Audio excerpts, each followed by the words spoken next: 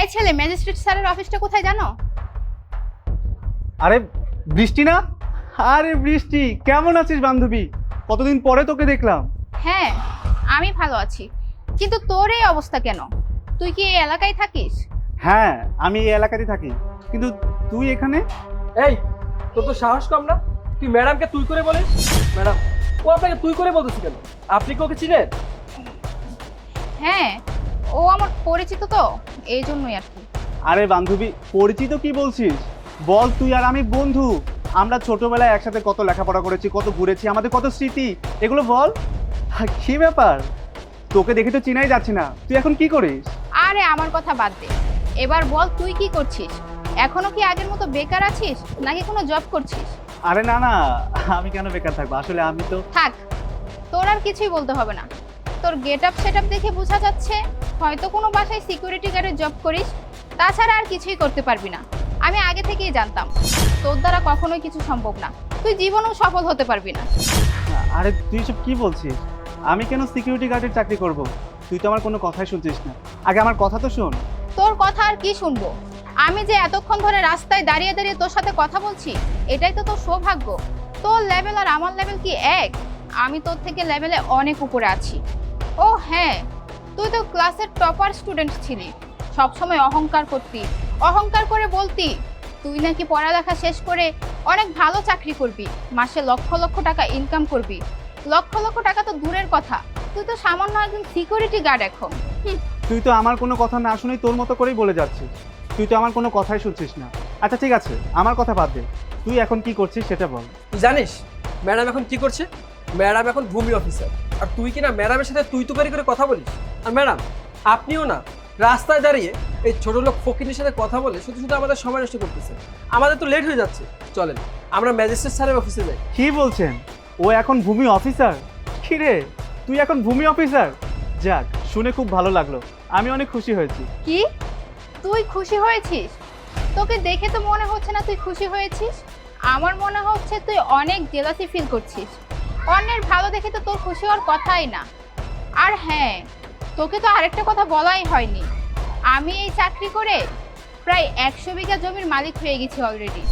আর তাছাড়া আমার এখন কোনো কিছুর অভাব নেই, লক্ষ লক্ষ টাকা, অর্থ, সম্পত্তি সব কিছুই আছে আমার। কি বলছিস কি এসব? তুই তো আমার সাথেই লেখাপড়া শেষ করেছিস, তুই নিশ্চয়ই রিসেন্টলি চাকরিটা নিয়েছিস। সরকারি চাকরি নিয়ে এর মধ্যে 100 বিঘা সম্পত্তির মালিক, লাখ লাখ টাকার মালিক, কিভাবে হলি তুই? নিশ্চয়ই অবৈধ ইনকাম করেছিস, তাই না? শোন, অবৈধ ইনকাম করে এত অহংকার দেখানো ভালো না। এই চুপ কর, একদম জ্ঞান দিবি না। তোর জ্ঞান তোর কাছেই রাখ, তোর এই চিন্তা ভাবনার জন্য না তুই জীবনে কিছুই করতে পারিসনি, আর কখনো পারবিও না। ম্যাডাম, আমি তো আপনাকে বললামই রাস্তায় দাঁড়িয়ে এই ছোট লোক ফকিরের সাথে কথা বলে শুধু শুধু আমাদের সময় নষ্ট করবেন না। চলেন আমরা এখান থেকে চলে যাই। তাই তুই যদি জেনে থাকিস ম্যাজিস্ট্রেট স্যারের অফিসটা কোথায়, তাহলে আমাদেরকে বল। হ্যাঁ, তুই তো এই এলাকাতেই থাকিস, তুই কি জানিস ম্যাজিস্ট্রেট স্যারের অফিসটা কোথায়? জানলে আমাদেরকে বল, তোর সাথে এত কথা বলার সময় আমার নেই। হ্যাঁ, আমি তো জানি ম্যাজিস্ট্রেট স্যারের অফিসটা কোথায়, কিন্তু স্যারের অফিসে তোর কি কাজ সেটা তো বলি না। তোকে বলে কি লাভ? ঠিক আছে, তুই যেহেতু জানতেই চাচ্ছিস, তাহলে শোন, আমার ম্যাজিস্ট্রেট স্যারের সাথে জায়গা জমির বিষয়ে কিছু কথা আছে, তাই ওনার অফিসে যাওয়া লাগবে। এখন এত কথা বাদ দিয়ে বল ওনার অফিসটা কোথায়। আচ্ছা ঠিক আছে, তুই যেহেতু ম্যাজিস্ট্রেট স্যারের অফিসটা কোথায় সেটা জানতে চাচ্ছিস, বলে দিচ্ছি। এই তো সোজা গিয়ে বাম দিকে গেলেই খুঁজে পাবি। ঠিক আছে, চলো।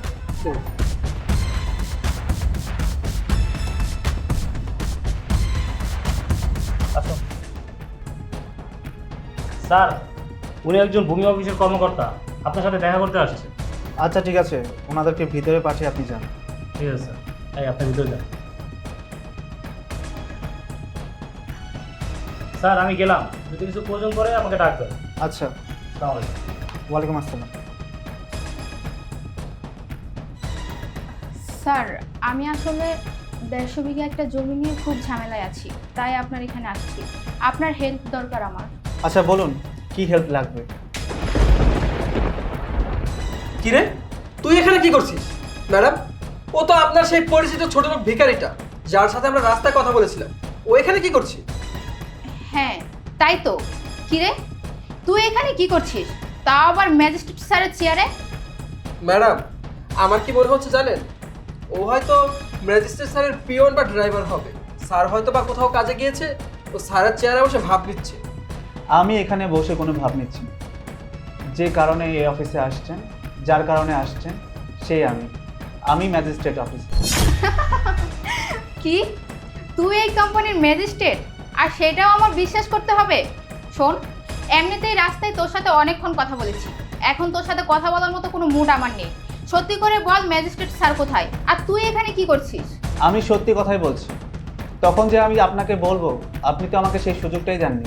আপনি তো নিজের মতো করে নিজের গল্পগুলো আমাকে শোনাচ্ছিলেন। আমি যে আপনাকে বলবো আমি ম্যাজিস্ট্রেট, সেই সুযোগটা আপনি আমাকে দেননি। আমি সত্যি করেই বলছি, আমি ম্যাজিস্ট্রেট, আর এই অফিসটা আমার। তার মানে তুই সত্যি কথাই বলছিস? তুই ম্যাজিস্ট্রেট স্যার? তাহলে এই কথাটা তখন কেন বললি না? তখন কিভাবে বলবো? আমাকে তো সেই সুযোগটা আপনারা দেননি। আপনি তো আপনার নিজের মতো করে গল্প সাজিয়ে আমাকে বলছিলেন। আমি যে আপনাকে বলবো আমি ম্যাজিস্ট্রেট, সেই সুযোগটা তো আপনি আমাকে দেননি। এবার আমাকে বলুন, আপনি কেন আমার অফিসে আসছেন?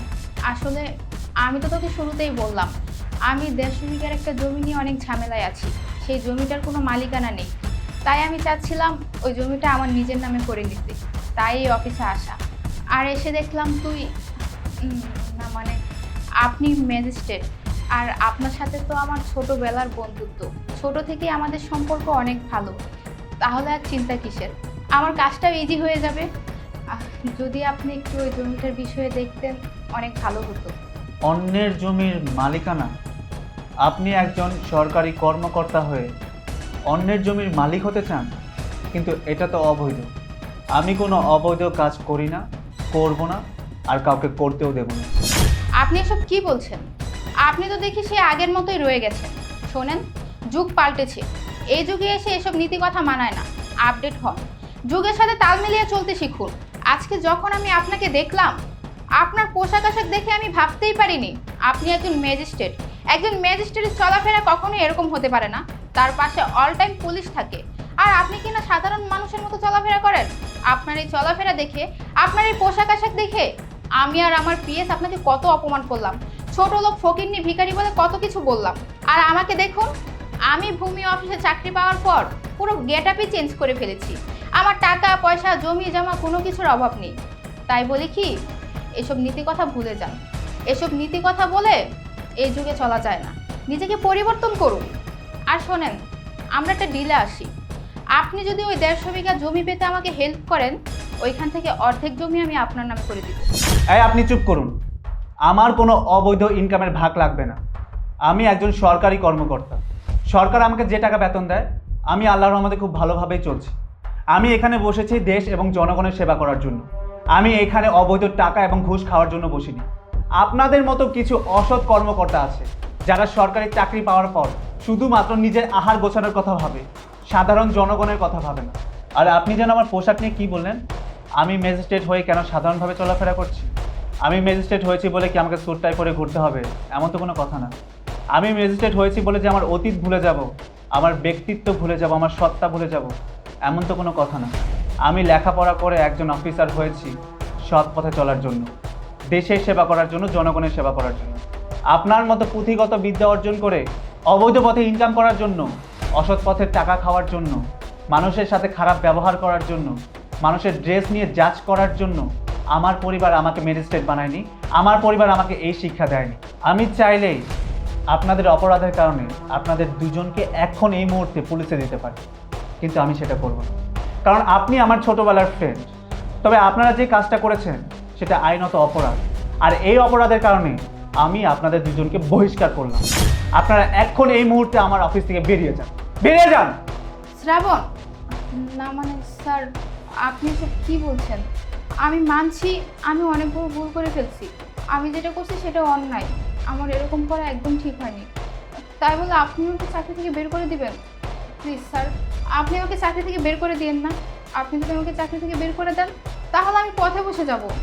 আমার এই সমাজে একটা মান সম্মান আছে, আমি সমাজে মুখ দেখাতে পারবো না। প্লিজ স্যার, আপনি এরকমটা করবেন না, আমাকে মাফ করে দেন স্যার। হ্যাঁ স্যার, ম্যাডাম ঠিকই বলেছে, আমরা ভুল করে ফেলেছি।